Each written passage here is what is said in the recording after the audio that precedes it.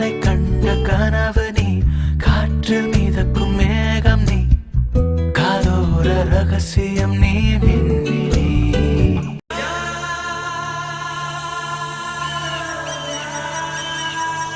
இந்த பாட்டு நம்மள பல பேருக்கு ஃபேவரட் சாங்கா இருக்கும். ஆனா ஒரு சில தினங்களா நம்ம எல்லாருமே இந்த பாட்டை முணுமுணுக்க காரணம் இந்த ஒரே ஒரு வீடியோ தான். உன் பேர் மெல்ல நான் சொன்னதும் என் வீட்டு ரோஜாக்கள் பூக்கின்றன. ஓர் நாள் உனை காணாவிடில் எங்கே உன் அன்பென்று கேட்கின்றன. நீ வந்தால் மறுகணம் விடியும் என் வானமே. கடந்த சில தினங்களாகவே எந்த சோசியல் மீடியா பிளாட்ஃபார்ம் எடுத்துக்கிட்டாலும் இந்த ஒரு நபரை நாம கண்டிப்பா பார்த்திருப்போம்.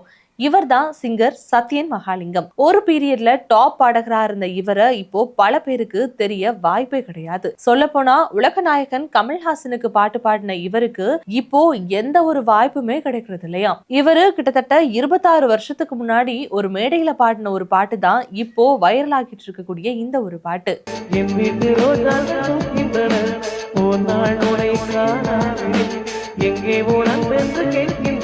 இந்த பாட்டை தொடர்ந்து பல பேரு ட்ரெண்ட் ஆக்கிட்டு இருக்க நிலையில இப்போ அவரு மனம் திறந்து பேசியிருக்காரு. புது புது பாடகர்கள்லாம் இப்போ சினிமாக்குள்ள வர்றதாலையும் மியூசிக் டைரக்டர்ஸே நேரடியா பாட்டு பாடுறதுனாலையும் சில படங்கள்ல ஹீரோக்களே பாட்டு பாடுறதுனாலதான் எங்களுக்கு வாய்ப்பு கிடைக்காம போகுதுன்னு இப்போ இருக்க நவீன காலத்துல நிறைய பேரு சோசியல் மீடியா மூலமா சினிமாக்குள்ள வந்துடுறாங்க.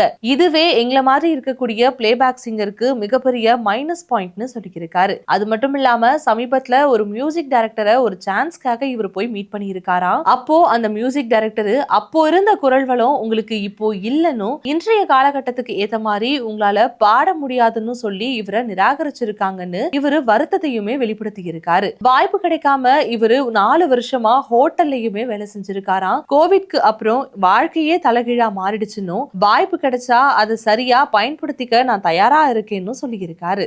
எப்பவுமே உங்களோட ஆதரவும் சப்போர்ட் எனக்கு தேவை. இது உங்களுடைய பாடகன் சத்யன்.